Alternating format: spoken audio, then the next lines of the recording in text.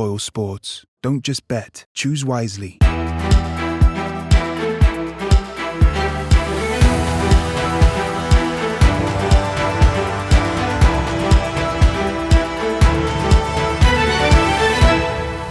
Hello and welcome back to On The Wire, brought to you by Racing TV in association with Boyle Sports. We've got another cracking episode for you to look forward to with a fantastic panel of guests. Looking forward to the Cheltenham November meeting this weekend and hopefully steering you in the direction of some winners. But before we get stuck into that, I'd like to remind all Irish viewers that you can go and claim €70 worth of free bets from Boyle Sports by signing up via the QR code that's now on your screens or in a link in the description down below. If you bet €10, you get €70 worth of free bet credit. Certainly looks like a good deal to me. So make sure to get involved with that QR code on the screen or the link in the description. Yes, delighted to be joined by a fantastic crew of individuals for this November meeting preview. We've got Dan Overall, Mark Boylan and Johnny Ward. The November meeting, Johnny, I feel these days especially an awful lot of Irish punters that they like going over for the November meeting. A little bit less hectic, a little bit easier to get around the course and some nice racing as well. Absolutely, Andrea. It's very much on my bucket list. It's one meeting that in Britain or Ireland anyway that I really want to go to, and I was actually really encouraged, because the trends in terms of racing crowds are worrying, and we saw that at Cheltenham last year at the last season rather at the festival. But the attendances that showed up in the last meeting in October were really encouraging, and everyone I talked to, they're kind of like old school National Hunt fans. They love this meeting, and Mark will attest to this as well. Like you're talking much better prize money really at Cheltenham than you're getting in your run-of-the-mill graded race in Ireland at the moment. And I think the exchange rate is about 1.2 at the moment. So the motivation is there. I mean, that's that juvenile hurdle. I'll have a tip in that later on. That's a cracking pot. Won last year by Burdett Road, and our prize money in Ireland looks worse and worse with every year. But Cheltenham is going to have a lot of Irish runners this week. I imagine Gavin Cromwell is going to continue to attack us. Probably with a bit more luck than he did at the October meeting, but it's a cracking meeting, and Ireland as well. Like the Navan Festival is going to be a belter. The concern is Andrew that I see there might be a bit of rain forecast for Cheltenham. But I was talking to Eddie Scally at Goran on Saturday. I actually couldn't believe what he said. 1 mil they've gotten in 13 days. Considering that Goran was practically washed out for the first 6 months of the year. So it'll be a big challenge for Navan to ensure a safe ground, but. I'm sure they'll err on the side of caution, as you should this time of year. Yeah, look, it's a fantastic weekend. Hopefully, we get that little bit of drop of rain. Mark, as Johnny said there, you've had people like Gavin Cromwell, John McConnell has targeted these meetings at Cheltenham the last couple of years, seeing it as a bit of an angle in, and looking at the early entries for this weekend, it looks no different. That's it. I think, Andrew, a big point is, like, when you get to Cheltenham in March, you know how difficult it is to get in the score sheet when a certain WP Mullins rolls in all the battalions, whereas we don't get to see him as often in October time, November time. He does have a couple of interesting bumper types maybe at this meeting, but in general, it's a great showcase opportunity for a trainer to go over, and especially if you've had one, let's say, that has been on the go in recent months, maybe post Galway, and you're getting the ground again that you might like. It's a big opportunity for them. So no, you can understand why, and the strike rate is very, very impressive as well, isn't it? And Cromwell in particular, it's been a theme of the last couple of seasons. Yeah, it's a fantastic meeting to go to, Dan. I know me and yourself have been there the last couple of years. Doesn't make it any easier to find any winners, though. Plenty of tricky handicaps. No, as you say, it's been a bit of a tradition now. I'd say it's one of my favourite meetings of the year, hands down, because I think, as Johnny said, it kind of brings in a nice blend of not being overly packed like the Cheltenham Festival week is, but the guys who come there are proper National Hunt fans. You get a really good, knowledgeable crowd there. The racing is competitive. Obviously, you get a bit of a sense of some of the stars coming back, some really decent handicaps as well. A really good mix. But as you say, it can be pretty tricky. And obviously, with the ground probably being on the good side again, it's going to be similar to October.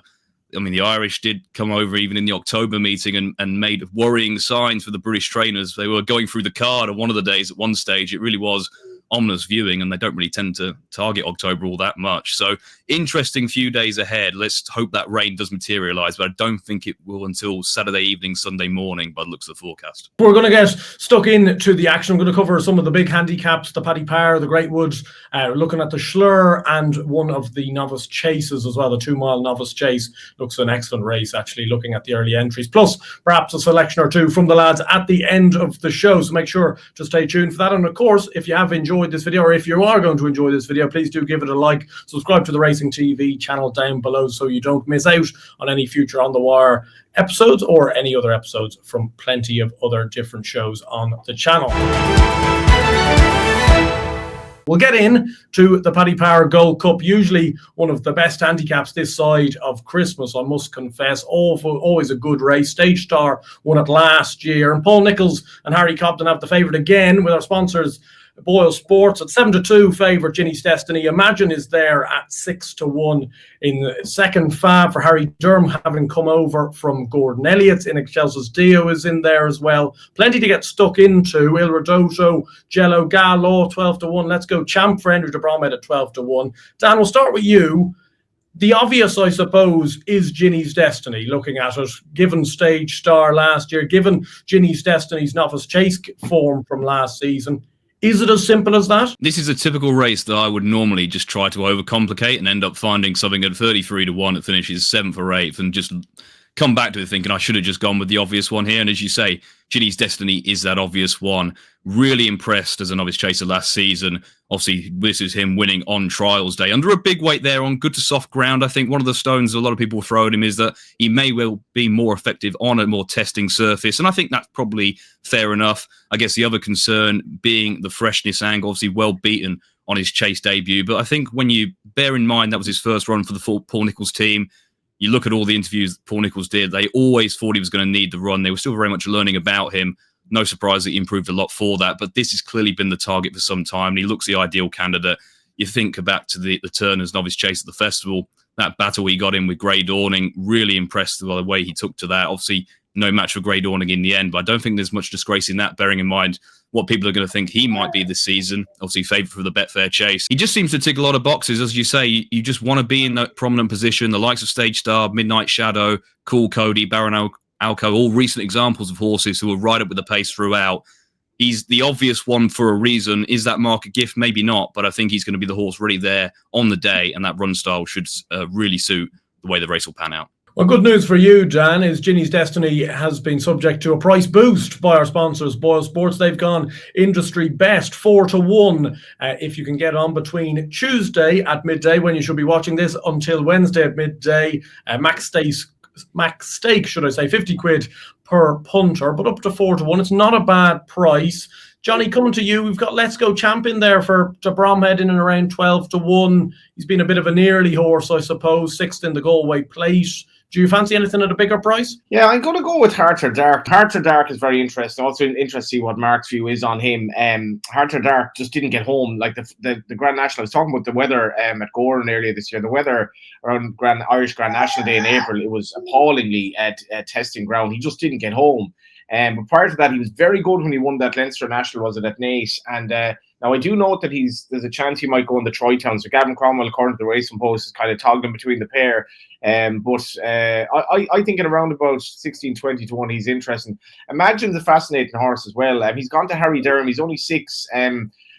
The very eye-catching form, albeit I wouldn't take it too literally, was he beat, I Know the Way You're Thinking, Fairyhouse, around this time last year. He then beat Lucid Dreams, who's actually a very solid horse. Now, he bombed out on his last start for the yards behind Spillane Tower in a Grade 3 at Punchestown, but he's very interesting lurking at 145 for all that the prices haven't really missed him. But I feel Heart of Dark's going to run a big race. Mark, yeah, Johnny makes a good point there about Imagine. He could be a talking horse for the race for Harry Durham. Harry Durham's come out and said he's very happy with him going into it. I suppose just looking at some of his Irish form over the last year or two, I thought he might be a little bit soft. He doesn't really have that much big field experience. Will that potentially count against him? Yeah, I've been suckered into this horse a couple of times as well. Like I fancied him big time for Martin Pipe previously, and you know I think he has ability. Maybe he just needs to grow up a little bit, and he's been given that time and fairness. And off 145, I do think he is a right squeak. But he's not just. yeah, I'm same as you, Andrew. I'd like to see him just go through it and nearly win one of these and nearly fancy him to follow it up again. I kind of thought Galaw was, looking at the graphic there, 12-1. I thought that was a cracking each way bet. And, you're looking at form-wise on good ground. His wins in Britain, they've come on good to firm, good to soft. That's one box ticked. And I know he's up to 155 now. It doesn't make life any easier. But last time, he's very easy to back. First run of the season, carrying 11-10, beaten by one off 10-2. I thought it was a fair effort in the circumstances. He likes Cheltenham, previous winner around here. He's got a lot going for him, I think. And, I just felt with natural improvement to come from the last day, even if he's been nudged up another pound, I couldn't really kick him out of the frame. If he does run his race at kind of 12-1, I'd really rather take a chance on that. For all that, with Ginny's Destiny, I imagine there is the chance of that profile of horse that there is another bit more to come. But just thought Gala was very, very solid each way at that price. Yeah, definitely. He has all the form in the book you'd want for a race like this. Dan, I'm just going to throw one more at you. In Chelsea's Dio for Harry Fry. It's type of horse that I feel one of these races surely must go his way someday, but he does somewhat find a way to get beat. Now, that being said, we're seeing on the VT here him kind of getting it all together at the April meeting last year. Does need to improve a little bit, though. Yeah, as you say, he was in danger of becoming the archetypal eye catcher. Obviously, always seemingly staying on at the finish. Did so a couple of times over 2 miles, but never really went on to win a race. Finally did so with April. That didn't look likely for a long way. If you go back, look at that race in a bit more detail, he was off the pace a long way, under pressure a long way, did down deep to win in the end. But you have to question whether in a stronger race of this nature, does he jump well enough to compete, and will he be able to stay in with the pace? Obviously, the old course in particular, quite a sharp test. If you're not in a decent rhythm early, you can become detached quite easily. That happened in the Galway Plate. He was pulled up there, having jumped pretty poorly throughout. Clearly has a lot of ability. I just wonder, in a higher grade of handicap, which this is he going to be able to jump well enough to stay in contention? Johnny also has a little man on board who may also give us the winner. But we'll move on to the Greatwood. Won last year by Iberico Lord, who I'm sure we'll discuss later on in the novice chase. Darsard Enos is 4-1, Burdett Road 6-1, 10-1 Bar. Go Dante's in there, Under Control's in there, Be Aware's in there, Lump Sum potentially of a big weight at 12-1. Mark, I'll come back to you. Darsard Enos here. Very disappointing how last season ended up, considering there was so much hype about her. Had to be taken out on the day of the Mayor's Novice Hurdle. The horse that she'd beaten before, Golden Ace, went and won the race.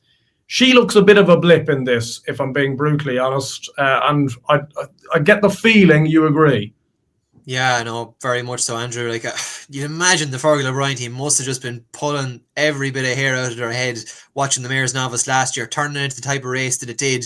When she has those gears, it was really, really frustrating for them. And I do think, though, the compensation will be coming here. Like, off 131, it's a very attractive mark, isn't it? Like, and the bumper form, as you mentioned there, she kicked Golden Ace out of the way at Aintree in a Grade 2 Mayor's bumper, and then she goes and wins the Mayor's Novice. I mean, to be fair, it looks like Fergal O'Brien this time of year, this meeting, they can ready one for it, and they seem to have set their sights this from a fair way out. So look at it again, as we're talking about obvious ones, she just really sticks out here. And even at the 4-1, it probably is a reasonable price, I think, in the circumstance for it. There are some interesting types in behind. I suppose the only thing I would potentially say, Mark, is she doesn't really have that big field experience over her. It's not that this is going to be an enormous field by any stretch, but sometimes these handicaps can get away from these blots, I suppose. There's no doubt in my mind she's a much, much better horse than 131. But will inexperience in any way count against her? That's the risk you take. Like, I mean, if she had more experience, I think she'd have a higher mark. So, that's the trade-off you have to make in those circumstances. So, yeah, I do get where you're coming from. But she can probably get away and potentially whip it a little bit sketchy at 1 or 2 maybe and still, be bang there. So I hope she doesn't. Like, you'd imagine when they've had... sounds like a clear run with her through. I haven't heard any issue in the meantime. Reports from even a good few weeks back seems this was their target from a long way. So, no, I'd be willing to take a chance with that in mind, Andrew, but I get where you're coming from. Johnny, would you agree? Yeah, I'd like to disassociate the 4.5-month-old away from back in each way in the Great Hurdle and all of that. But he wasn't consenting to. This is a cracker. I love this race. I've always loved it. And like, if you're getting in with an Irish horse here, you might get in with a relatively low mark. And I'm looking at Emma Mullen's horse here, who his Jacobek Cavern, his hurdles mark is based on form that he had essentially prior to joining Emmett Mullins when he was with Paul Hennessy. So he's very interesting. Like, he was 5-1 at Newmarket the last day. He's a far bigger price now. I could definitely see the case for the mare. The big field stuff wouldn't overly bother me. She was very professional. Like, she'd a Racing Post rating of 127 for her bumper win at Aintree. Like, that makes a mark of 131 look really, really exploitable. And I'm loath to oppose her, but I am going to go with Burdett Road. He's a horse I've been a fan of since he won at this meeting last year. His flat form has been very good. He won a listed race at Newmarket by 8.5 lengths in 2 runs back. Fair enough, he was a little bit disappointed and keen behind Kiprios the last time, but he was still only beaten 8 lengths. And he's only a 4-year-old, which, we saw a 4-year-old win in the Galway Hurdle this year and last year. So the 4-year-olds coming into this race can, as they're developing, they can have a little bit in hand. He was brilliant at this meeting last year. I was disappointed in him behind Sergino, and that was actually the last time he ran over hurdles. But to be fair, history might judge that that wasn't the worst run in the world. And the key for him is, if you're worried about the big field for Dysart Enos, it's massive for Burdett Rhodes, because he's quite a keen going horse. Travels very strongly in his race, but he's a hell of a turn of foot. And if you're looking at the two of them, and they're next to each other in the weights, like they both makes very strong cases to be well handicapped. But I am definitely going to keep an eye on Emmett's horse to see if he runs, and if he does get in, he's 17 in the list, so I imagine he will run. He's only a 5-year-old, and as I said, he's entirely weighted on form he had for Paul Hennessy, not Willie Mullins. And with respect to Paul, who obviously had a Cheltenham winner, you'd imagine him might get a little bit of improvement out of the 5-year-old. But I'm with Burdett Road, and I think it could be a big weekend for the stable. Yeah, very intriguing. Dan, I know you're not going to side with 2 obvious ones in a row, so there must be something at a slightly bigger price. Look, just throwing in, I'm not saying I'd fancy him myself, but looking at the Imperial Cup last year, looking at form from this race last year, Go Dante's in there at 10-1. I know quite a few people are quite keen on him after a kind of a blow-up run really last month. I think Ollie Murphy's quite happy with him. Would you give him any chance? You can definitely see him running a decent race. I'd be concerned that he may just be a bit too high in the handicap now. Obviously, he had a very productive season last season. Obviously, here winning on this occasion. He was 6th in this race last year of 126. Admittedly, that was on seasonal reappearance. As you say, he went to the Welsh Champion Hurdle. I think for all intents and purposes, it was a bit of a prep run, as opposed to, say, Lump Sum, who went to that race with that was his ultimate aim, and obviously has gone up in the weights as a result. I just can see him maybe shaping well, but finding the likes of a Dysart Enos or a Burdett Road just maybe a bit too well handicapped at this stage. Is there anything else at a slightly bigger price that you'd be even entertaining? Yeah, I think if I'm going to play the race, I think I'm going to play Be Aware each way prices. Obviously, he was the horse I put up as my handicapper to follow on the show a couple of weeks ago. Finished really strongly in that 2-mile novice handicap at Sandown towards the end of the season. The same race Iberico Lord was second in last season, actually, before obviously going on to win the Greatwood. That form, I think, is going to work out pretty well throughout the season. It's already starting to work out quite well, with plenty of horses going on to either run well or win from it. He stayed on really well on that day. My concern with him is he really going to be naturally quick enough for 2 miles on good ground around Cheltenham?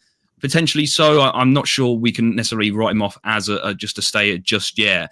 And you've got to respect the Skelton team when they aim a horse like this at the Greatwood. Obviously, they did it with Loda Sud last year. Didn't go to plan for him, but they clearly were right about the type of horse that can win these big handicaps. Obviously, they've done it before. Loda Sud obviously went on to finish second in the Betfair Hurdle and the County Hurdle. So they know what it takes. Still completely unexposed, only 4 starts, made his debut in January. I'd be disappointed if he can't progress a fair bit beyond a mark 130. I guess my concern is he going to be up to winning 2 miles good ground against a horse like Dysart Enos, who could just be so well handicapped? But I think Be Aware, regardless of what happens on the weekend, I think we'll be seeing the best of him in the season to come. Definitely. It looks like a very, very good Greatwood Hurdle. Boyle Sports are going 4-1 on Dysart Enos, which I think is a pretty good price. I'd be siding with Mark in this. I think sometimes the obvious is just there poking you in the eye. We'll move on to the Schlur Chase. Often a good race. Being moved to the Friday this year, which is a move I like. Used to get kind of lost, really, on the Sunday card, I felt. There's 10 in the initial entries, but we've got the likes of Jonbon, Edward Stones in there, Master Chewy, Boot Hill, quite a lot of the names we would have expected.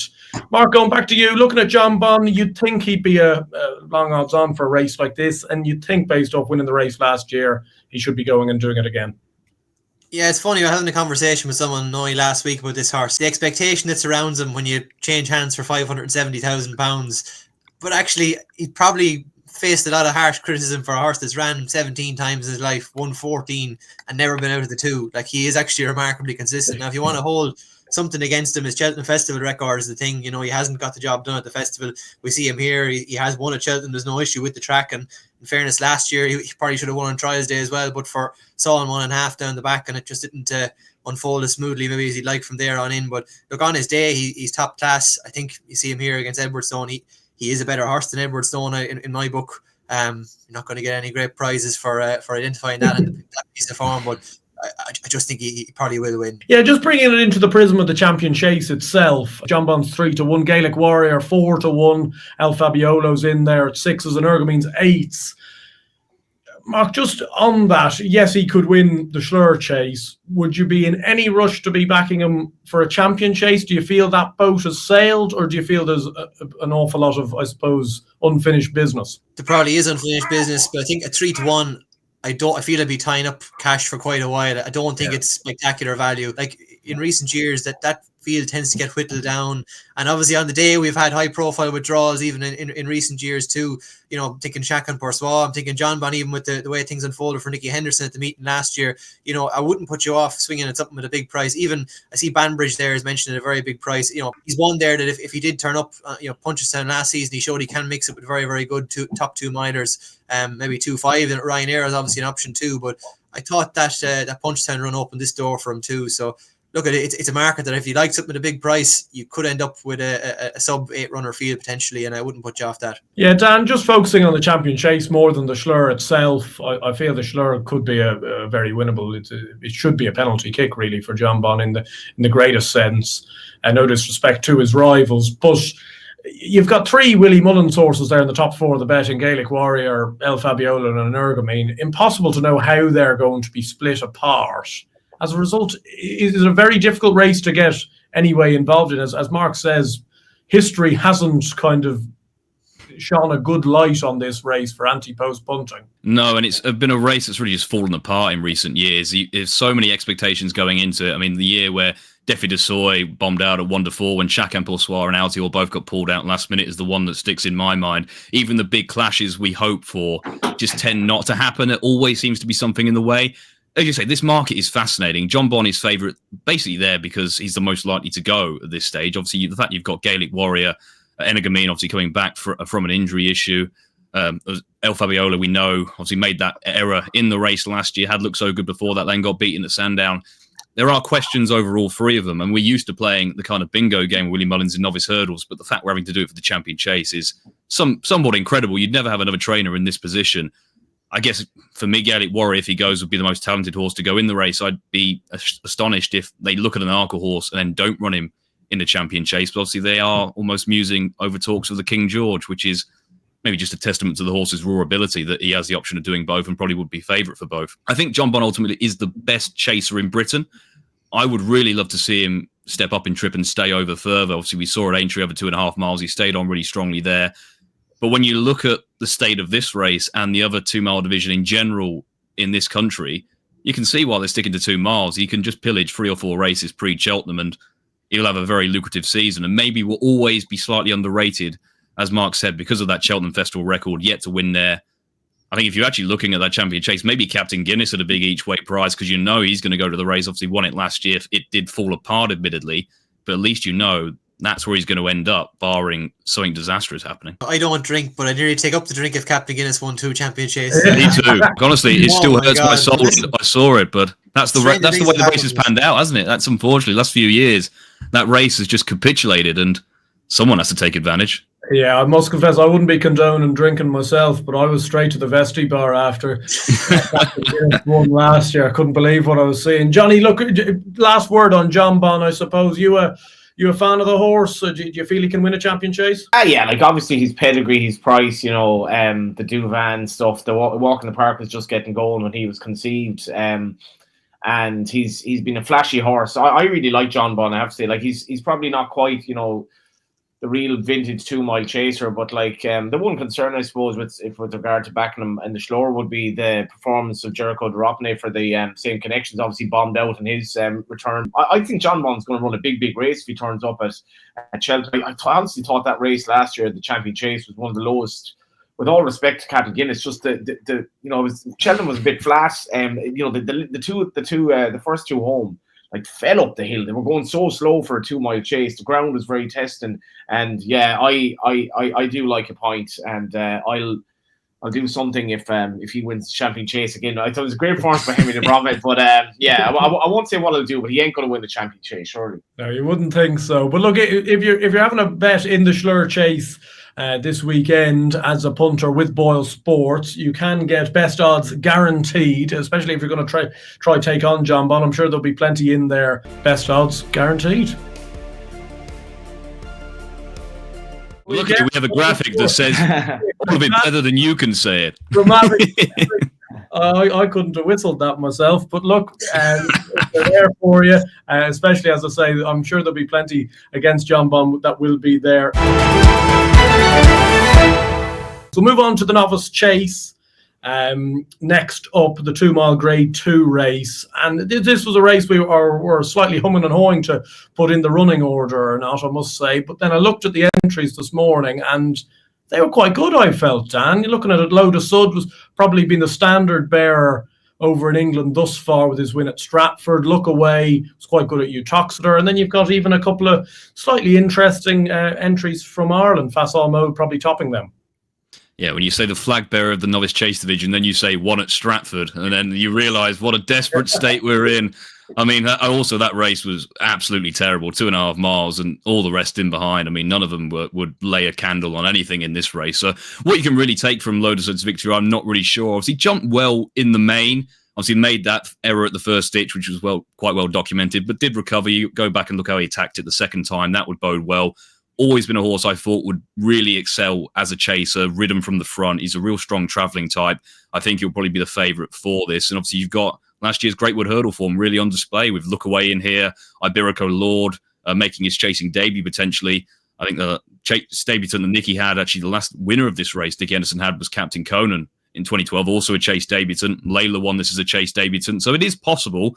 I think you definitely prefer to have some experience going into a race like this, and bearing in mind the way the tactics may pan out, you may have Load of Sud and Look Away both going forward. There may not be much hiding place. And as you say, Fasol Mode, another interesting one, pulled clear nicely the other day with Touch Me Not of Gordon Elliott. I think that race may well work out quite nicely. Whether he's maybe one for more of a handicap come the springtime rather than these top graded races, I would suggest that may be more his game in the long run. But if they all turn up, this actually has the potential to be a really fascinating renewal of this race. Yeah, certainly does. Johnny, Fasol Mode, do you reckon he'll come over for Tom Mullins?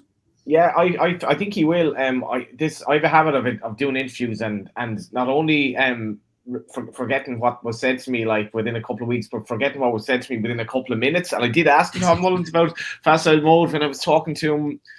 God, was it in Mallow recently? And I do remember, though, he was very happy with the horse. And like as Dan says, the pace angle here is interesting. Like he was a horse that looked like he was going to be sold for huge money after he won his bumper, another walk in the park. That didn't happen. He was highly tried last season. But I just felt from the last day at Punchestown, I think he was 11-2 at some stage. An incredible price, really, in hindsight. But he was very well backed. And I was just encouraged. You mentioned Touch Me Not, and I was just encouraged that Fasol Mode had enough to win by a neck. He hasn't been in that many battles in his life in terms of winning, but he was good, and he just jumped very well. That was the thing. Like he's a typical flashy walk in the park, very well bred, but he actually just does look like he'd be better over fences. And I mean, if you can imagine, he's 14-1 now. I don't think Boyles have a price, but he's 14-1 elsewhere, and you're not backing it's a win only at the bookmakers aren't giving you the 3 places. You can imagine, like if he's kind of settling in behind, traveling away, his price in running could absolutely collapse if he gets into a jumping rhythm. And I imagine Tom Mullins will bring him over. I think Tom has an entry in the juvenile race as well. He's a previous winner in it, so he does look like he's targeting the meeting. But this horse has plenty of class. Like he's not. I'm not overly confident he'll win, but at that sort of price, it'd be very interesting. Yeah, no, definitely. He's also likes a little bit of nicer ground, seemingly, Mark. Looking at the race, I suppose hard to weigh up, at this stage of the week, how it's going to end up playing out come Saturday. But nice to see some nice entries. And I suppose at the moment when we're seeing so many of these races, even at entry stage, not looking very promising, it's good to see 5 or 6 horses you'd really like to be on side. Yeah, it's a healthy shape to it, given the way some of them are shaped up. I think overall, when I was assessing chasing debuts, for all that Lotus did make the mistake early and did maybe remember it for a fence or two, I thought when Harry Skelton was sending him, he was never better than when he was being aggressive, and you could just see coming back down to this trip that you could be sending him here. And he has a bit of class too. His county hurdle run last season, bumping into fair sort, and you think absurd the way he ran the Melbourne Cup last week too. Like he has, I feel, maybe a class edge over these, and I like coming down a trip and being aggressive on him. I thought Look Away, very, very hard to take much from it when it was a 2-runner race, but I thought if you've been picky, at times he can take off and like to go a little bit to his right over fences. I know there were similar types over hurdles in terms of ability himself and Lotus Sud, but it'd just be if they did go a stronger gallop, because they walked for an awful lot of that, I just wonder would that come out in him a little bit more. And Pat Daru, for all that he won last time, he's a horse that I got my fingers burned a few times there, and I'm not really willing to go back into bed with him again despite winning the last day. So, has an experience edge 100%, but just hasn't always been the easiest type to win with. So, look, I think Lotus Sud, if he can make that natural bit of improvement from the first day up, and he got a nice way of going about it over fence, hasn't he? He doesn't spend a huge amount of time in the air, but he's very, very willing to get there and make a shape of his obstacles. So, he'll do for me. You could be in bed with worse than Pat Daru, Mark. Well, surely you could pick better though at the same stage. So I'd be forming a queue of people that have had their fingers burnt on that horse. Another offer from Boyle Sports this weekend is money back if second to the SP Fab for all these races this weekend. Another very good offer from our sponsors, Boyle Sports. We'll move on to the 60-second selections at the end of this show. We've covered the main races, but I suppose we're giving the lads an opportunity to pick out one to make a case for as quickly as they can from all the other races going on this weekend. And hopefully we'll find a winner between the 4 of us. So Dan, we'll start with you. Doyen Quest is currently in the 3-mile handicap hurdle and the 2-mile 5 handicap hurdle on the Saturday. He's currently jocked up for the 3-mile race. Really improving towards the back end of last season. Beat Steel Ally and Imperial Saint. Both of those have franked that form. Then won on the new course at the April meeting over 2.5 miles. Messy race, came from off the pace, stayed on really strongly. Obviously, it was a bit of a close finish, but I like the way he came there and won quite strongly at the finish. Second at the Silver Trophy on his reappearance. The winner made all, and tactically, that's where you wanted to be. You look at the finishing speeds, I think it was 109%. Doyen Quest again held up, came from off the pace. Only real horse to threaten the winner. Form of that race is already working out extremely well. Loves good ground. Is bred to appreciate getting 3 miles in time. So if they do step him up, I think that'll be no issue. But 2.5 still fine as well. And also a couple of honourable mentions. If Strong Run goes in the mare's bumper, she had a really eye-catching debut. I think she's a mare with a lot of ability. And then Leader in the Park, my handicap chaser to follow. He's in a novice handicap chase, so keep an eye on him. And that is 59 seconds. That is fantastic work, Dan. To the second. Johnny, anything you fancy this weekend? Keep an eye out for American Mike in the Troytown. He's a slightly hard horse to get right, but that's a perfect race for him. He's post a sophomore chaser who likes Navan, and he doesn't look too badly handicapped. But I'm going to give my selection as East India Dock in the JCB Triumph Trial Juvenile Hurdle. I mean, it's 45 sterling for the winner. So it's very attractive for these 3-year-olds, and he's a half brother to that man Birdout Road, and he was very good at Wincanton the last year. What I like about this horse is he's very good staying form on the flat when with Jim Fancho. But he actually didn't look slow the last year Wincanton. And you'd imagine if he's anyway handy jumping the last, it'd be very hard to outstay him. Wouldn't be all that mad on the Irish horses coming over. Interesting that Gavin Cromwell. Gavin Cromwell has my biggest ante-post fancy at the moment in Hello Neighbour for the Triumph.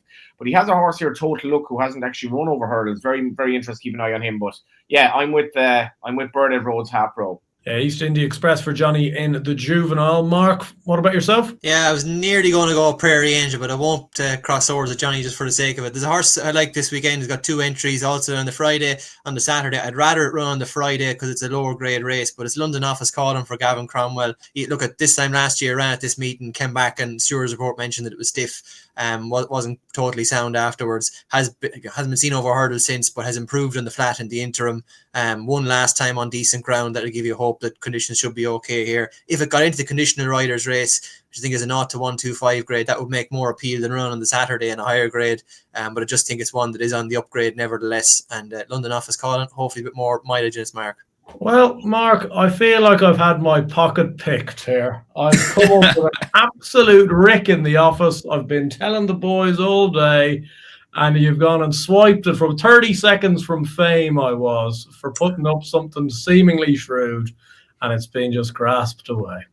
That's bad news for you, Mark. Let me tell you now. That is bad news for you. Thanks very much, gents, for this afternoon, and very much hopefully backed a couple of winners between the couple of us for the weekend to go. Make sure to avail of all those price boosts in the next 24 hours on Boyle Sports. Those will be in the description down below. You can get an industry best 4 to 1 on Ginny's Destiny in the Paddy Power, alongside a couple of fantastic offers like money back to the SP Fav, and also best odds guaranteed for the weekend for all the races at Cheltenham. Obviously, bet responsibly and bet within your means when doing so, but really enjoy the racing, and we'll see you again very soon on the Wire.